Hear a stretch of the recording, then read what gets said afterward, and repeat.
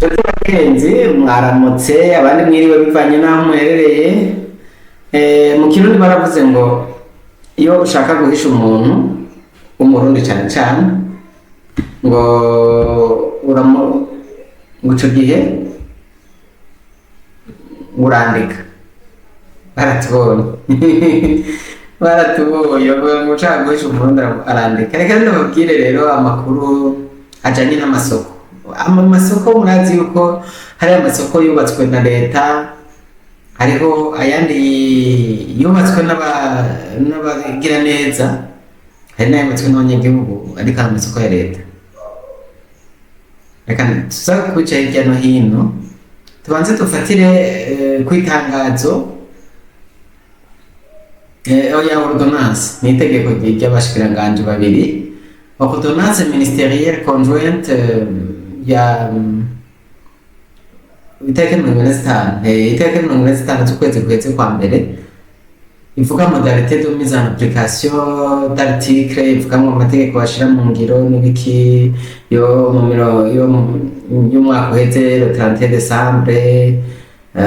Ivyo kwako nababwira ashobora kuba batabishize ahabona abanyagihugu batabi ngo fixation du budget général de la République du Burundi exercice 2023-2024.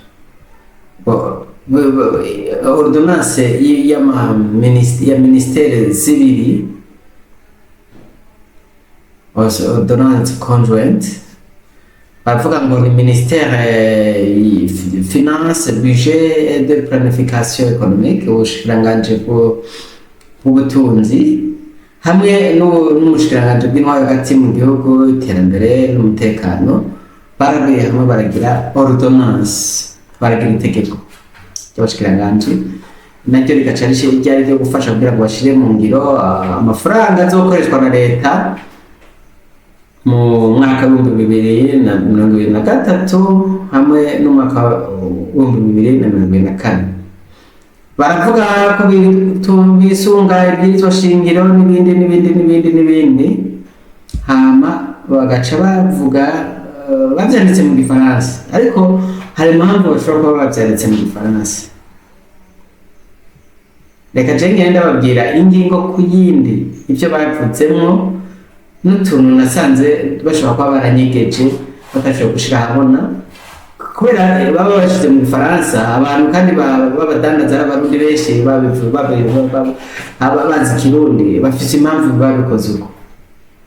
Article ya mbere bavuze ngo la présente ordonnance a pour objet de mise en application de l'article 63 de la loi numéro 1/28 du 31 décembre portant modification de la loi numéro 1/16 du 28 juin 2023 portant fixation du budget général de la République du Burundi pour l'exercice de 2023-2024 sur la collecte des recettes issues des stands, shops ou autres espaces de marché faisant partie du patrimoine de l'État.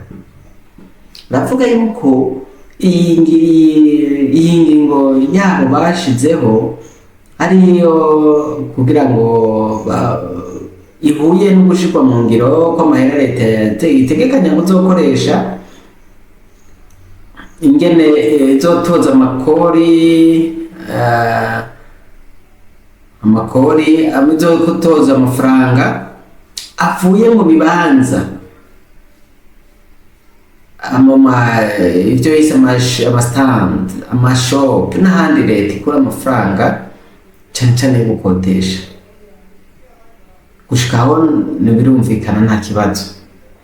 Iya kabiri ivuga ngo l'administration locale est chargée de mettre en place une commission ayant pour mission d'identifier l'occupant du stand, shop ou autre espace du marché. Bavuga ngo intwaro, abajejwe intwaro nibo bategerezwa kumenya umuntu ariko arakorera muri n'izo nyubako za leta. L'occupant est la personne qui effectue des opérations de vente n'est pas nécessairement celui au nom duquel le stand ou le shop est enregistré avant le 1er juillet 2023. Umviriza neza aka kantu.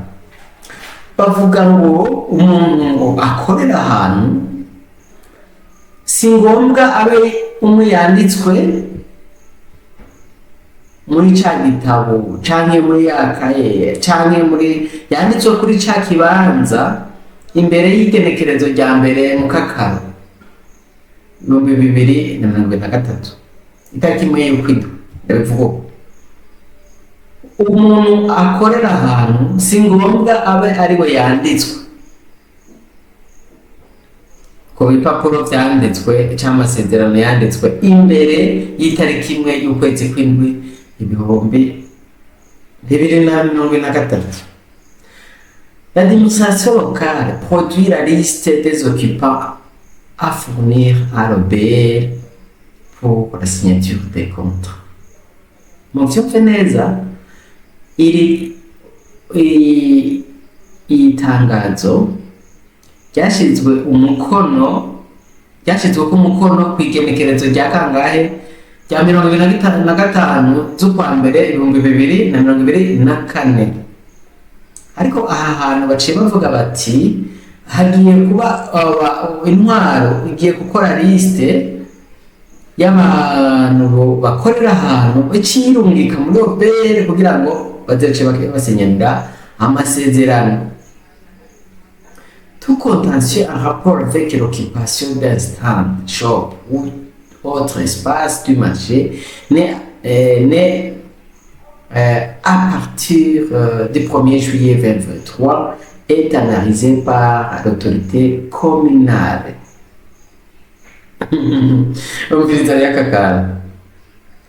Ibintu by'amatati yose yo kwaduka hagati y'umuntu akorera mu kibanza ca leta, yumva yaba inzu yaba shop yaba mu isoko canke n'ahandi,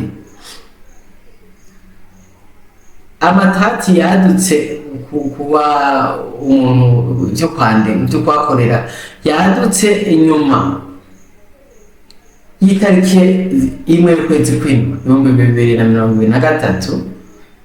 ni intwaro izoca yashira niyo izocigira umwihwezo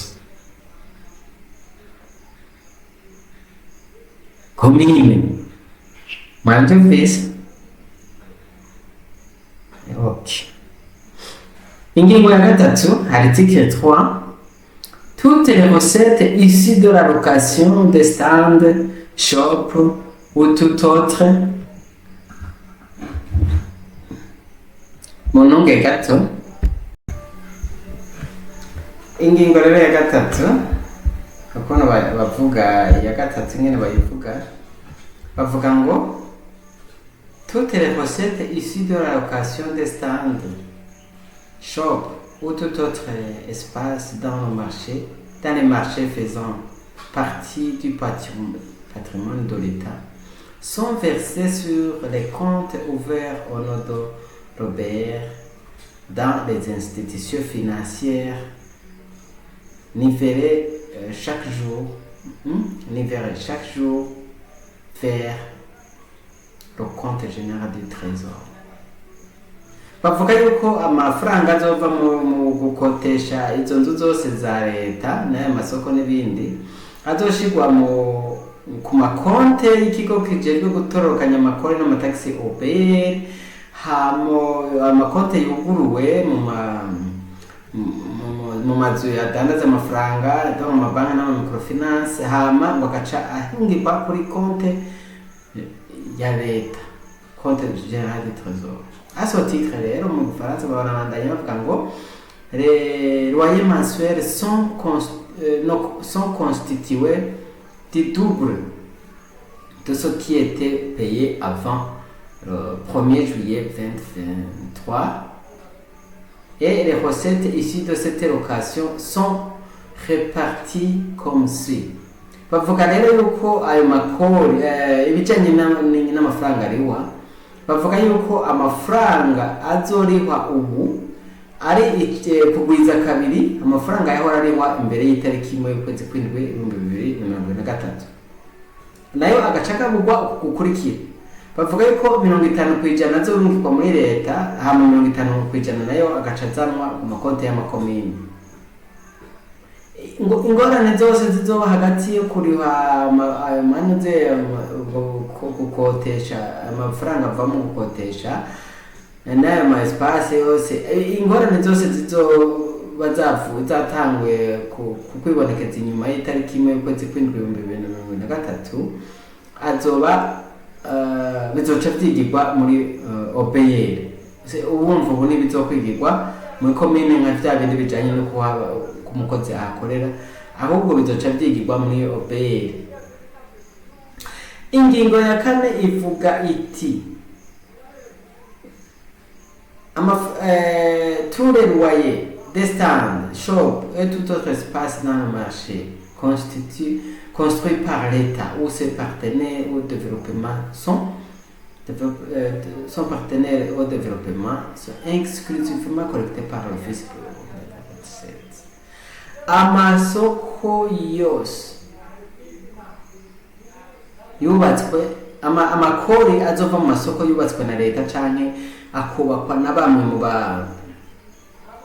mu bafasha leta azoca azoba collecté par l'OBR. OBR niyo yonyene yemerewe gutoza amafaranga y'amasoko yubatswe na leta canke yubatswe n'abo bafatanya abagira neza.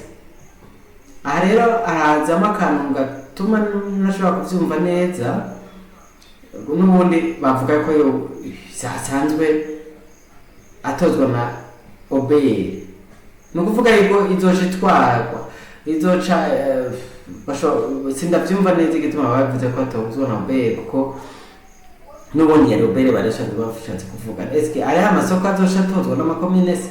Oya, ahubwo aka kantu bashobora kuba bagashizemwo bashatse kuvuga bati ya 50% yahora asubira amakomine azosubira mu komine ku masoko yubatswe n'amakomine. Sindabizi ico bashatse kuvuga, ariko aka kantu kaje gatera kutabitahura neza. Sinzi iki gituma amategeko nk'aya akomeye yandikwa mu Gifaransa gusa, baba bafite impamvu baba babikoze nyene kugira bashiremo utu tuntu. Nizere ko iki Kirundi ngashobora kuba ntaribonye canke ryaratanzwe, ariko hamwe byo bajyare ry'igifaransa ryonyene numva bafite igituma babikoze uko mu ntumbero zitari nziza. Bavuga ngo sur location des stands, shops ou autre espace de marché visé à l'article précédent est interdite. Aya masoko yubatswe na leta hamwe n'abagira neza ntabwo hemewe yuko ahaba abandi bantu bayakotesha, yaba komine baba bantu. Nta kirazira ko haba surocassion. Nimba we nukuvuga surocassion ni kuvuga iki? Kwa kundi ugende bakayikwandika ko hama nawe ukacikotesha uyundi. Ibi nivyemewe ku masoko yubatswe na leta canke yubatswe n'abagira neza. Muravyumva neza. Surocassion irabujijwe muri aya masoko yose. Mu masoko akorera kw'isi y'u Burundi. Seul l'office burundais des recettes est compétent pour signer un contrat de bail avec les locataires dans les conditions déterminées dans ce dernier. Umuntu wenyene yemerewe gusinyira amasezerano yo gukotesha aya masoko n'ibibanza ni OBR yonyene. Kandi buki gihugu kitagira amategeko kiba gipfuye, ni mugihe ibigo hirya no hino bishobora kuba bituma abanyagihugu benshi bagira ingorane. Ingingo ya gatanu ivuga ngo tout occupant du stand, shop ou tout autre espace du marché devient automatiquement le locataire à partir du 1er juillet et il a l'obligation de signer un contrat de bail directement avec le payeur. Kumve neza kaka. umukuru w'igihugu wenyine ndibuka ko yigeze kuvuga ko hari abantu mu masoko bagenda bagatora ibibanza bitari bike bagaca babiha abanyagihugu ku giciro cyo hejuru, ibintu bigatuma bizimba. Iri tegeko ryavuye hejuru rivuga yuko umuntu wese yakorera ahantu ategereza guca aba ariwe ahatwa ariwe ikimwe mwebukira. Nta muntu rero bavuga yuko umuntu wese yariho imbere y'itariki y'ukwindwi 2023 yariko akorera ahantu, ubwo nyene niwe aca bawe umurokateri, niwe aca sinya na obeye. Toute personne qui n'a pas de numéro d'identification fiscale et un registre de commerce n'a pas droit d'avoir une place dans ce marché et par conséquent ne peut pas signer un contrat de bail avec l'administration fiscale. Aka kantu mukumve neza, umuntu adafise inimero ndangamudandaza yo muri OBR niyo muri Ministère de Commerce cyo bita registre de commerce. Ari kuntu babishyize hamwe ugiye kuguza entreprise bakabiguhera rimwe ndavyibaza. Registre de commerce na numero d'identification fiscale yo bita NIF. Umuntu atabifise niyemerewe gusinya n'uburongozi bw'OBR, ntibashobora gusinya kontra. Ingingo ya 6 ivuga ngo tous les locataires qui paient le loyer à des personnes privées ont l'obligation de signer un nouveau contrat avec le pays. Avuze ngo iri ingingo ivuga ngo umuntu wese yarafise kontra n'uyundi muntu ategerezwa guca agira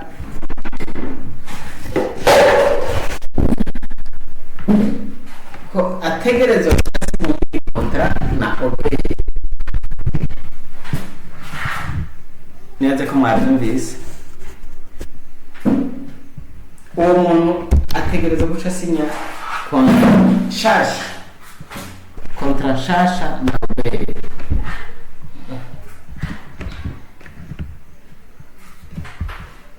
Okay, turacari kuri ya ngingo ya 6.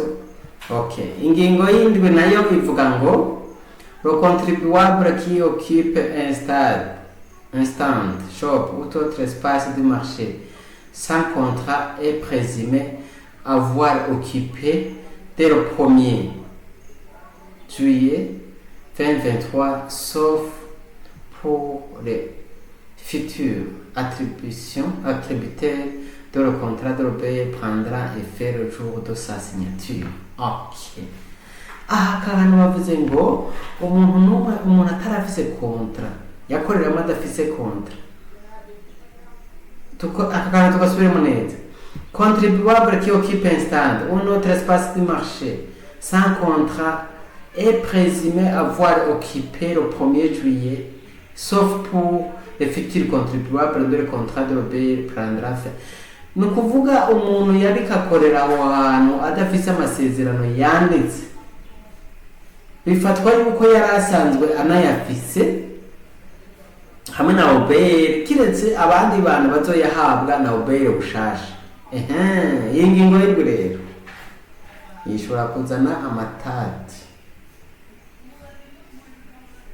Irashobora kuzana amatati, bakavuga bati umuntu twasanze yari afise amasitandi 6 naho twayihaye uwo muntu ukuntu yaroyeho ntibyakurikijwe n'amategeko. Dufate ari nk'umugabo yari afise amasitandi 5 hama agaca abona yuko hagiye gufatwa, agaca yakaba abandi bariko barahadandariza, agaca hashira abantu biwabo kugira ngo canke abandi baguze, agaca hakura abo bahahora.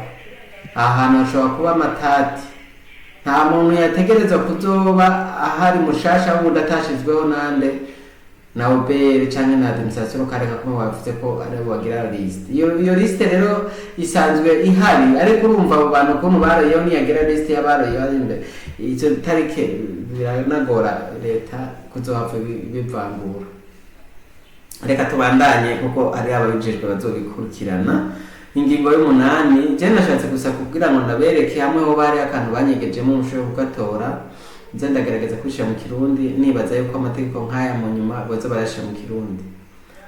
Ingingo y'umunani iravuga ngo les agents de commune ou de mairie doivent appuyer dans le recouvrement en s'assurant que tous les loyers ont été payés et en sensibilisant les locataires pour le paiement.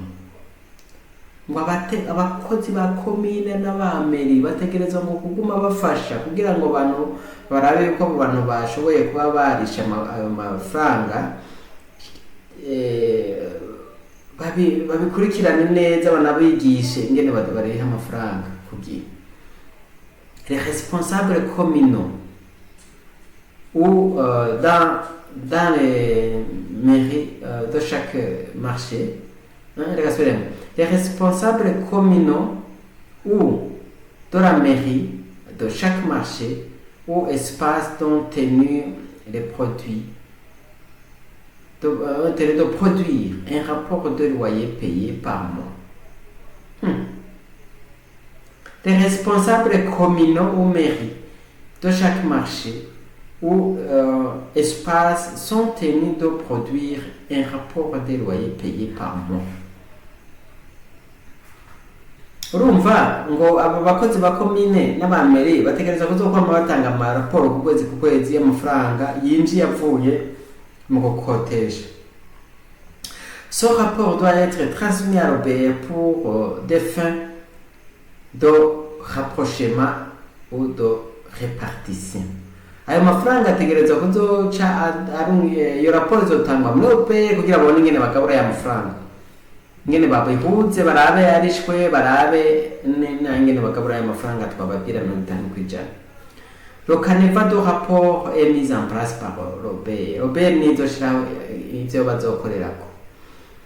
Les gens visés à l'alinéa précédent restent des employés de la mairie ou des communes.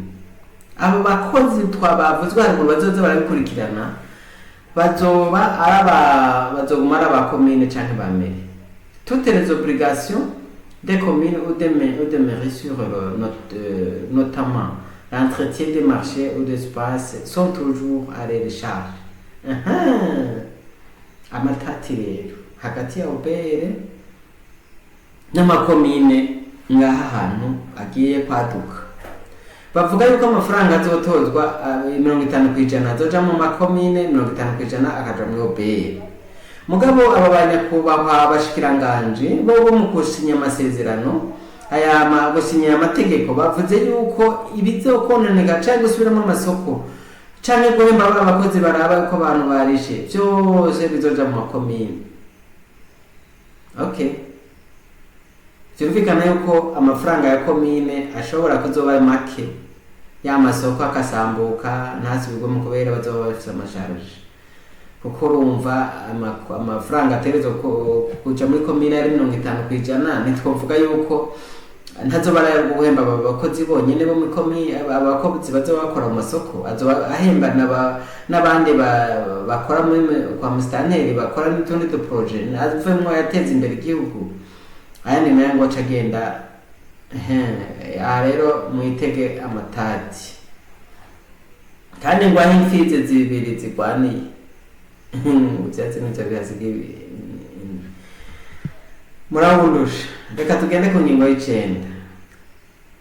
Les agents de commune ou de la mairie en collaboration avec l'OBR fixent les prévisions des recettes mensuelles à collecter par le marché. Iyo hageze mu gutegekanya amafaranga azo kwinjira ngo bazoja hamwe bashira ama prévision budgétaire. Okay. Les performances des responsabilités la performance des responsables communaux ou de la mairie est évalué par rapport au taux de recouvrement des loyers. Ni ukuvuga kugira barabe abakozi bakoze neza bazoraba ababaye aho abantu bazoba barakuvure ari benshi bazoba bishuje menshi, ariko twumvikane aba bantu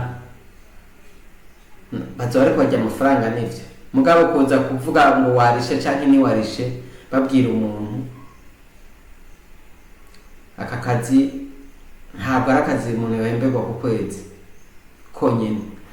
Kubera iki? Aka kazi kari gakwiye kuba ka obere, umuntu azoba yacerewe bakavuga bati ucerewe kuriha uzoriha amande angana autant, hama ubwo umuntu yatevye kuriha akaca ariha menshi kandi agategerezwa kuriha, ubutarishe bakaba bavutse ingingo bazomufatira. Ariko urumva ko barondeye ingene batanga akazi nyine umuntu abantu banda kuza kubahimiriza kuriha ku kwezi kandi itegeko ryonyine ryategereza kuba ryo bishoboye. Ingingo y'icumi ivuga ngo chaque commune doit donner le numéro de compte sur lequel sa part sera versée mensuellement après les activités de rapprochement faites par le bailleur. Ko commune yose zotegerezwa gutanga nimero ngo amafaranga yayo azoshirwamo ngo bahejeje gukora ibikorwa vya bailleur. Birumvikana yuko kugira ngo commune ikoreshe ya mafaranga hazoza iyindi processus, abakozi bazoza guharura amafaranga bakabanza bakabihuza bagahemberwa bamaze gutangirwa amafaranga, batatangiwe bakarindira mu yindi tranche. Umva ako n'akazi ka bailleur kandi n'akazi katoroshe. Rero sinzi rero igituma batavuga bati umuntu agiye kuriha kuri loyer ifo kwerekana ko yarishe mu makonti abiri, umunyagihugu akariha kuri iyo konti ya commune kiwira umuntu akagenda ariha igice, ariko urumva bivana n'ingene babigize. Ivyo ni vyabo, ariko biza bigirira ingorane umudandaza. Ingingo ya 11 iravuga ngo toute disposition antérieure contraire à la présente ordonnance sont abrogées. Turi ku itariki zingahe? Tariki 25 z'ukwezi kwa mbere 2024 bavuze bati ibintu vyose vyari imbere yaho bitandukanye n'ivyo twavuze byose birafuswe. Bagaca baza ku ngingo igira 12 bakavuga ngo l'office burundais des recettes et l'administration communale sont chargés chacun en ce qui le concerne à la mise en application de cette ordonnance. Mwumvise ngo kugira ngo bere na commune nibategerezwa kubishira mu ngiro, umwe wese kubimuraba bategerezwa gufasha kugira ngo iyo ordonnance ije mu ngiro. Sasa rero reka tuze ku ngingo ya nyuma. La présente ordonnance entre en vigueur le jour de sa signature. Iyi ordonnance ishigwa mu ngiro umunsi yashiriweko umukoro. Yashizwe ku mukono kwigerekerezo rya 25 z'ukwezi kwa mbere 2020 na kangahe na kane. Urumva bakaca bavuga ngo et prend effet à partir du 1er juillet 2023. Ariko nubwo ishigwa mu ngiro uno munsi, ivyo itangura gukorerwa donc gushigwa mu ngiro, kandi bahinduye verbe mise en vigueur hamwe na prendre effet na mise en vigueur. Ni difference kiyarwa kuvuga bimwe, ariko kubera babishize mu rurimi rw'abanyamahanga je nkaba ntazi gutraduza neza mu Kirundi, mpapfa sanga nabipfutse nabi. Ariko bavuga yuko itangurwa gushirwa mu ngiro itariki imwe y'ukwezi kwa mbere y'ukwezi kw'indwi 2023. Wumva ngo ordonnance ngo mise en vigueur au jour de sa signature, itangurwa gushirwa mu ngiro umunsi yasinyiweko igikorwa. Ariko ngo izotangura gushirwa mu ngiro ngo ku itariki ngo izotanga ngo gukorerwako izotanga gukora kugira ububasha reka dufate kugira ububasha ariko ngo izotangura igira ububasha guhera ku itariki yahetse itariki ya mbere y'ukwezi kw'indwi 2023 itariki imwe y'ukwindwi abanyabashikiranganje rero baciye babisinyira hehe i Bujumbura umushikiranganji w'ikigega ca leta n'imigambi y'ubutunzi umushinga ntayitwa Audace Niyonzima niko namwise umushinga ntarambabarira ashobora kuba atari we sinzi nimba ari umushinga ntahe nimba ari umugabo sinzi ariko uwitwa Audace Niyonzima niwe yashize n'uwo mushikiranganje yashize ko ikidodo gica bishyirwako mu kidodo kandi n'umushikiranganje w'intwaro hagati mu gihugu iterambere ry'amakomine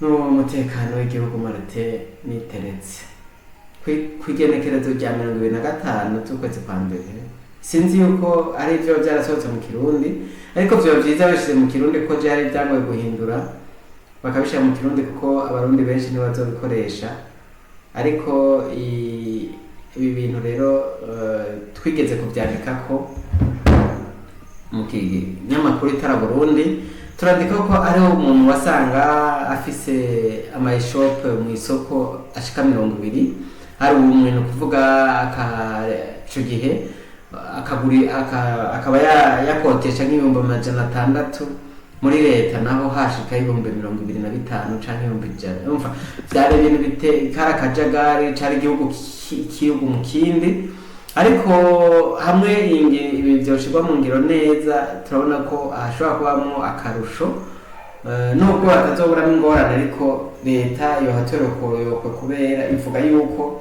amafaranga bariha iziriya tariki azogwizwa kabiri twarumvise aho baciye bagwiza inshuro 10 inshuro 20 ivyo vyose bizokosorwa hamwe n'itegeko kubera ibi bintu vyatugije vyarinze biduga gushika kwa shingiranganje ari uko habaye induru nyinshi habayeho abantu bidoga mu masoko yuko perezida mukuru w'igihugu Evariste Ndayishimiye yari yabahaye uburenganzira bw'uko umuntu yahakorera ari bategereza kuronka iyi stand ari naco gituma bakoze ikosa byo kugira bakosora ibindi no kuvuga bakoze ikosa ry'ineza y'igihugu tutoza guhagarara ko cyane ngo bavuze ko bizotangwa kera mu Gifaransa bavuga ngo la loi n'est pas rétroactive baravuga ngo la loi n'est pas rétroactive reka dufate yuko udashobora kuvuga yuko reka ndabahe nk'akarorero Jerome yubatse ukwiwe itarike ya mbere y'ukwezi kwa mbere 2024 gifate ugacuza kuvuga ati nubwo twanditse yuko yanditse yagize mariage iki gihe dufate yuko twagize gusangira ubutunzi n'uwo turi kumwe ndavuga ati nubwo rero twabivuze yuko bagize mariage ariko ubutunzi Jerome yarafise ku mwaka uhetse ubwo butunzi ni burimo sinzi ko nanze akarorero reka nanga kandi karorero dufate tuti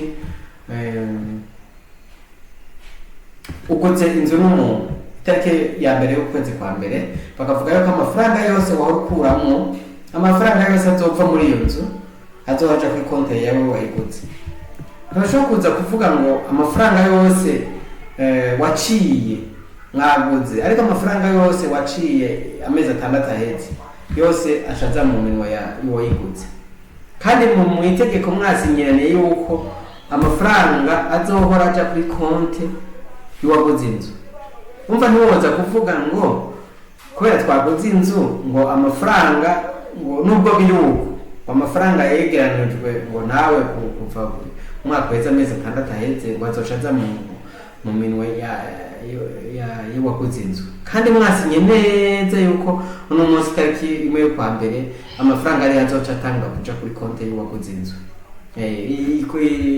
ririmo amahinyu umugabo biboneka ari uko habayeho gusamara kw'abashikiranganje gushika ibintu vyashitseho vyashitse bagaca batinya umukuru w'igihugu bagaca bakora aya makosa bagaca bashira mu Gifaransa kugira ngo abanyagihugu ntibashikire birashoboka rero ko wabikurikiranye cyangwa ko uri ku isoko kanaka twandikire muri commentaire uzorenganywa kubera itegeko twiyemeje kumuvugira tuzovyandika tuvuge tuti naka uyu muntu baramurenganije itariki imwe, ariko vyumvikane yuko ayo makimbirane ayo matati ategerezwa kuja yategerezwa kuja muri sentare y'ubudandaji mu gihe hoba kutumvikana. Nta kuntu rero bere na komine bashobora kuba borenganya umuntu bavuga ngo niho bizoherera. Ni ukuvuga ubuntu bubiri bihenze ko aba bantu basinye ni uko batashize ko verture yuko uzorenganya bazoja muri sentare y'ubudandaji.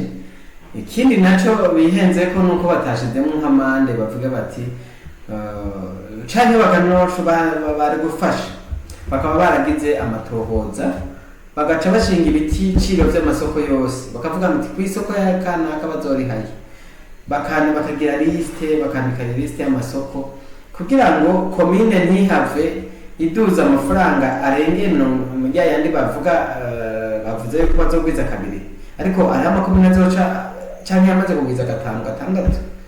Mico gihe rero bari kuba borondeye amafaranga yariwa imbere y'aya matarike, hama leta akaba ariyo icishinga ibiciro mu masoko kavuga ati mu ntara iyi naya mu ntara iyi naya.